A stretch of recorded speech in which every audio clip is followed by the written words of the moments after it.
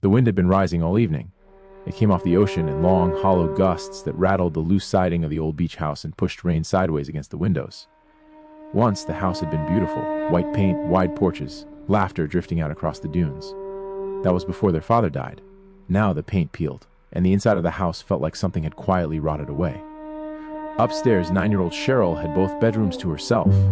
The rooms had once belonged to different children, but there was no door between them, only a wide opening where one dark space flowed into another. At night, the rooms felt too large, too empty.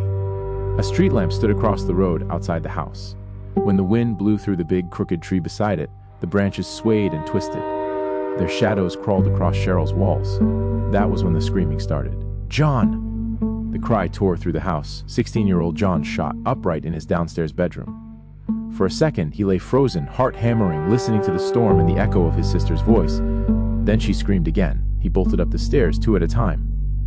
When he reached the open doorway between the upstairs rooms, Sheryl was standing on her bed, clutching a blanket to her chest. Her eyes were wide and glassy. "It's chasing me!" she cried. "What is?" John asked, breathless. "The shadow." The room was dark except for the pale glow coming through the window. The street lamp's light pushed through the rain and the twisting branches of the tree outside. Across the wall, long, jagged shadows stretched and shifted like black fingers. John felt the hairs on the back of his neck stand up. He forced a laugh. "Sheryl, look." He walked to the window and pulled the curtain aside. The tree outside thrashed in the wind, branches scraping the sky. The street lamp behind it cast their silhouettes across the room. "It's just the tree," he said. "See? When the wind moves it, the shadows move too." Sheryl stared at the wall. The shadows writhed slowly across the plaster. John tried not to stare too long himself. The room was cold, damp, the kind of dark that made shapes appear where they shouldn't. "I told you," he said, forcing calm into his voice. "Nothing's chasing you." He sat beside her on the bed. "It just looked like it was," she whispered. "I know." After a moment, she nodded.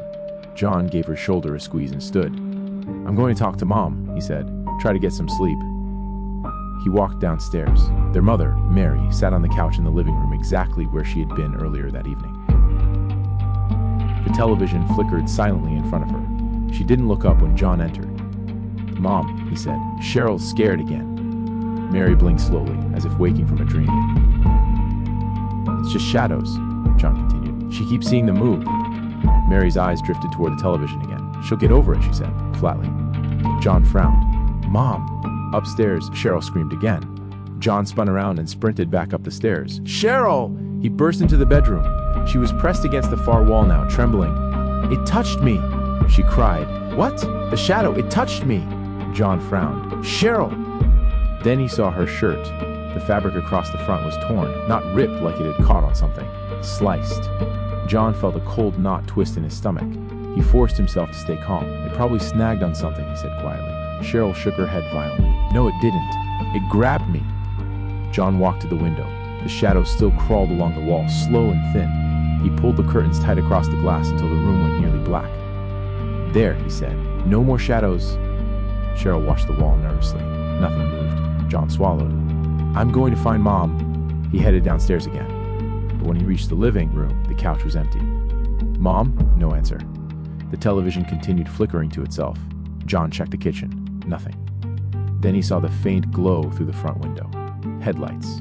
He stepped outside into the cold rain. Their old van sat in the driveway. Mary was inside. She sat in the driver's seat, staring forward through the windshield, hands resting on the wheel. Her face looked pale and empty in the dim light. John walked closer. "Mom?" She slowly turned her head toward him. He stepped beside the driver's door. "Sheryl's really scared tonight," he said. "Something's wrong with her. Shirt and..." The engine roared to life. Mary's eyes widened suddenly. "Oh," she said in a strange, sing-song voice. "Was she scared again?" The van lurched forward, like this. John barely had time to jump aside before the vehicle lunged toward him. "What the..." The van swerved across the yard. Mary laughed.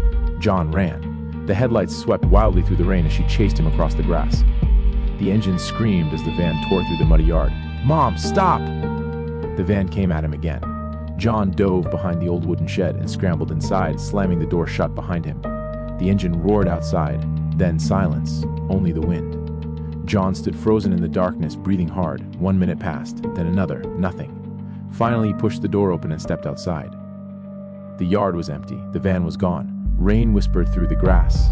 John ran back toward the house. Inside, the place felt even darker than before. He grabbed the landline phone on the kitchen wall and lifted the receiver. Dead. He followed the cord down. The wire had been cleanly cut. Upstairs, Sheryl screamed again. John dropped the phone and ran. He flew up the stairs and into the bedroom. Sheryl! She was running across the room. Something moved behind her. For a split second, John's brain refused to understand what he was seeing. The shadow on the wall wasn't flat anymore. It had depth, shape. It peeled itself away from the wall like smoke lifting off the surface. A tall, twisting darkness that stretched across the floor and chased Sheryl across the room. "John!" He slammed the light switch.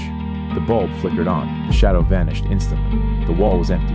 Sheryl stood in the center of the room, shaking. John stared at the blank plaster where the shadow had been. Outside, the wind shook the tree again. And somewhere in the distance, a van engine started.